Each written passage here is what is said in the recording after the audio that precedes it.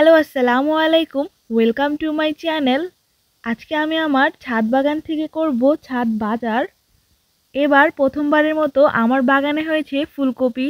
এর আগে কখনো ফুলকপি লাগানো হয়নি, কারণ এটার পরিচর্যা সম্পর্কে আমার ধারণা ছিল না, এজন্য সাহস পাইনি। তবে এবার প্রথমবারের মতো লাগিয়েছিলাম এই ফুলকপিটা। মাশাআল্লাহ, এটা কিন্তু অনেক সুন্দর মতোই বেড়ে উঠেছে।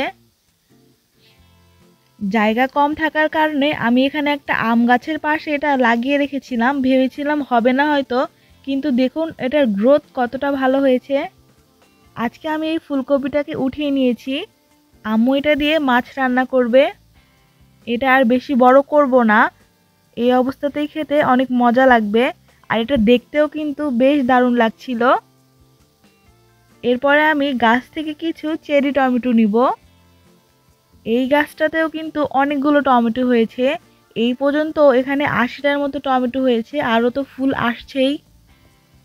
আর এই টমেটোগুলো কিন্তু খেতে ভীষণ মিষ্টি, একদম চেরির মতোই লাগবে।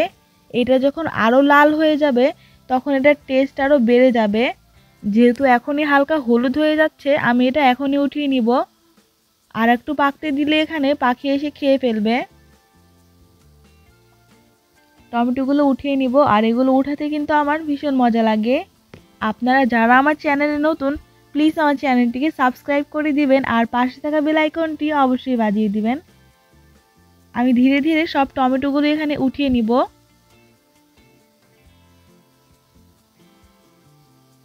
উঠিয়ে এগুলোকে ঘরে রাখবো পাকার জন্য। আর আমি এখানে কিছু দেশি টমেটো নিয়েছি, আর গাছ থেকে আমি সিমও নিয়েছি, আর সাথে নিয়েছি কয়েকটা কাঁচা মরিচ। এগুলো দিয়েই হবে আজকের রান্না।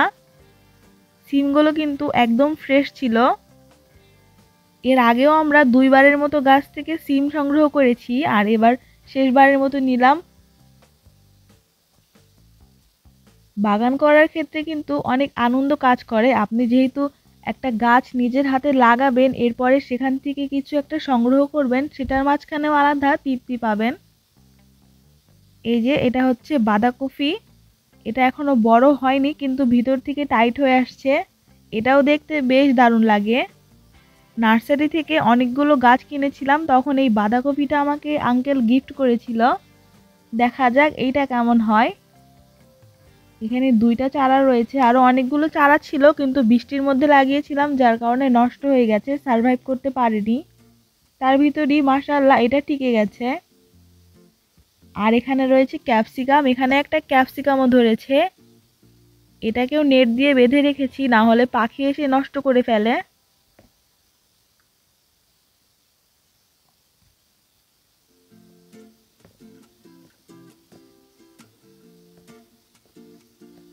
আজকে ছাদ বাগান থেকেই ছাদ বাজার হয়ে গেছে।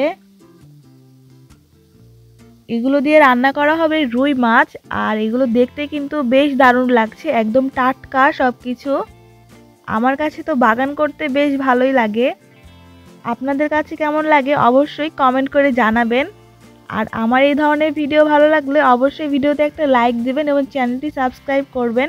পরবর্তীতে আমি তাহলে এই ধরনের ভিডিওই আপনাদের সামনে শেয়ার করব। আজকের মতো এখানেই বিদায় নিচ্ছি। সবাই ভালো থাকবেন। আল্লাহ হাফেজ।